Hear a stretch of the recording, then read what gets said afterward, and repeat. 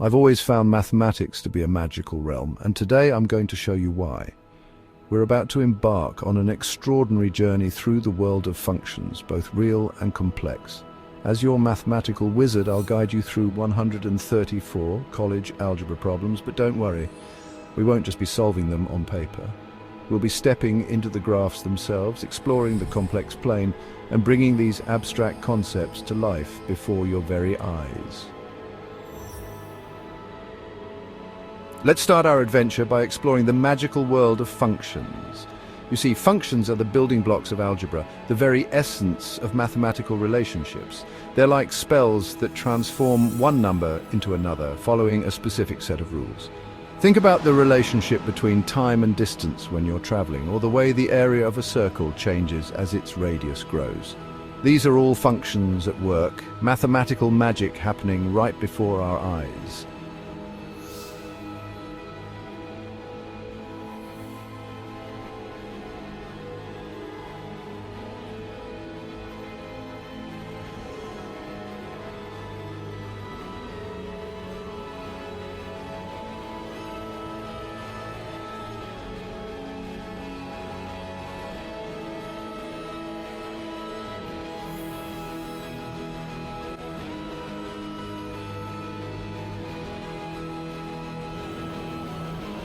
Formula might look complex, but it's a powerful tool that can solve any quadratic equation.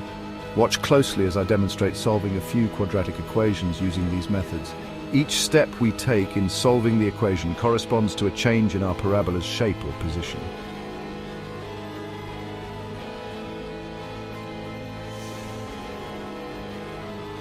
Now, we're going to take a giant leap into a new realm, the complex plane.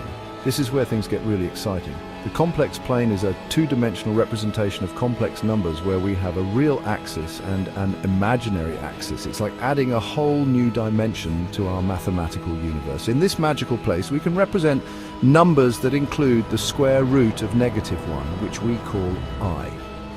Now, you might be thinking, but we can't take the square root of a negative number. And you'd be right in the real number system. But that's the beauty of mathematics. When we need new tools, we can create them. The complex plane gives us a way to visualize and work with these imaginary numbers. Each point here represents a complex number, with its horizontal position showing the real part and its vertical position showing the imaginary part. Let's talk about these fascinating imaginary numbers. Despite their name, they're just as real as any other. An imaginary number is any real number multiplied by I, where I is the square root of -1. Numbers like 3i, 2i are imaginary, while 3 plus 2i or 1,4i are complex, combining real and imaginary parts. These numbers are incredibly useful in many areas, from electrical engineering to quantum mechanics and beyond.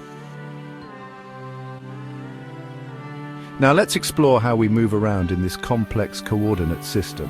It's quite a magical journey. Moving along the real axis is like what we're used to, right for positive, left for negative, but the imaginary axis adds a new dimension. Up for positive, down for negative. To plot a complex number like 3 plus 2i, we move 3 units right and 2 units up. For 13i, we go 1 unit left and 3 units down. It's like a magical dance across the plane. It's like having a magical compass that can point in any direction, not just north and south. Now for the really clever bit, graphing functions in the complex plane creates beautiful 3D surfaces. For fz equals sine z's 2, we get this twisted surface. The height represents the real part of the output, while the color shows the imaginary part. Each input complex number corresponds to a point on this surface.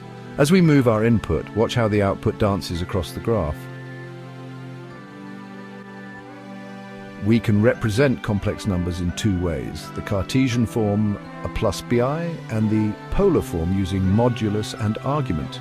The modulus is the distance from the origin to our complex number, while the argument is the angle this line makes with the positive real axis. In polar form, multiplying complex numbers becomes simple. We add the arguments and multiply the moduli. It's like combining magical spells. This leads us to one of the most beautiful equations in all of mathematics. But that's a story for another time.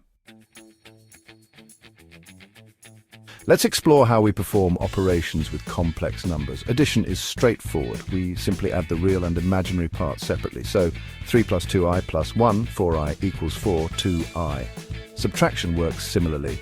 Geometrically, this is like moving around in the complex plane. Multiplication is where things get interesting. We multiply their moduli and add their arguments, resulting in a rotation and scaling in the complex plane.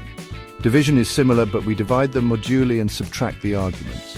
These operations reveal deep connections between algebra and geometry. The distributive property works beautifully with complex numbers, showing how a plus bi c plus di expands to ac plus ad plus bci plus bdi2.